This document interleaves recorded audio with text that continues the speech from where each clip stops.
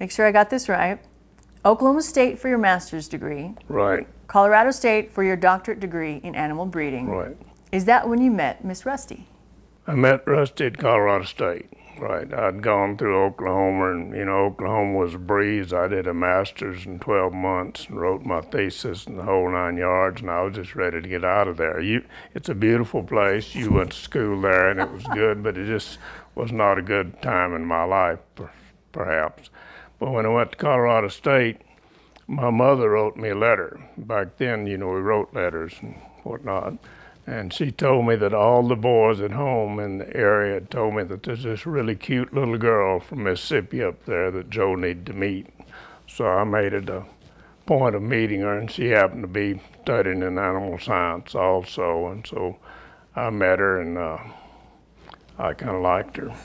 That's where we met. You recorded some home video of you two on a picnic by a river or a creek. Oh, yeah. Yeah, we're up at the Poudre River, and that was about the time she was ready to graduate. She's 3.5 years younger than I am, so, Actually, I had rodeoed with a lot of her friends when I was in college. In fact, one of her boyfriends was having a going-away party. He was moving, and I actually went to the party, and she says she was there, but I never remember seeing her.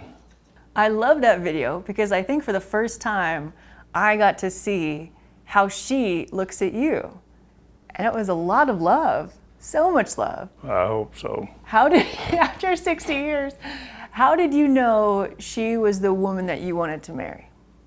I knew it pretty quickly because she was so vivacious and she was happy with life, and she was never under the pile like most of us were when things weren't going right. She was always moving forward and had this big smile on her face. And I thought, this is the kind of person that I would like to spend my life with and have raised my children.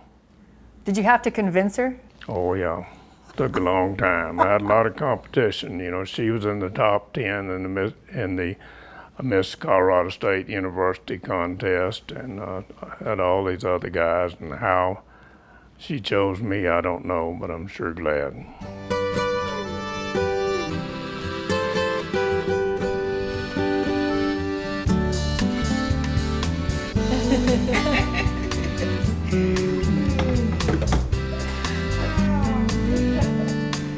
Well, of course, we wake up and get started, and I start the coffee.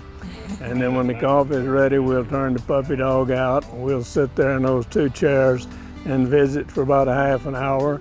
Not necessarily about anything, but just visit. And I've found that we've talked more since we've started doing that than we probably have all of our lives. And so we just sit there and watch the horses that are being ridden or fixing to be ridden, watch the dog and drink our coffee and visit with one another. How many years now officially have you been married? We will have been married 60 years on December 28th of this year. Congratulations. Well, thank you. She's the one that needs to be congratulated. Congratulations, Miss Rusty. Any marriage advice for the rest of us? Well, I think the big thing about marriage to me is, when you get married, you're young and you're excited and you're in love and everything, but really marriage involves 2 egos. And after a while, 2 egos are going to have problems. And if Jesus Christ is the sole person in each person's life, then Jesus can't argue with himself, and so that makes it all work out. And then I think the other thing is that, we made a vow when we got married, and I took those vows seriously. And so I wanted to maintain that, what I vowed to do, and that was to take care of her for the rest of my life. I'm thinking about the skiing video. You all in Aspen, you had some great adventures even early on.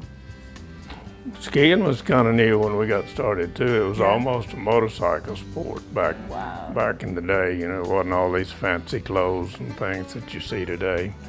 But yeah, Rusty had learned to ski in one of the classes, and so I go up there, I've got this chick, and so I got to go skiing. And I had been skiing one time in my life with a bunch of buddies, and it wasn't a real good trip. But anyway, the first time we started down Loveland Pass slope there, Loveland ski area. I was heading toward a ski fence, and I couldn't figure out how in the world to stop, and I crashed right through the fence. And she was standing there giggling at me, and some boy came by and complimented on such a cute giggle while I was trying to crawl out of the wire. You really did have to work. I had to work. Oh, that's so good. But I was game. Yeah? Up for the task. Right.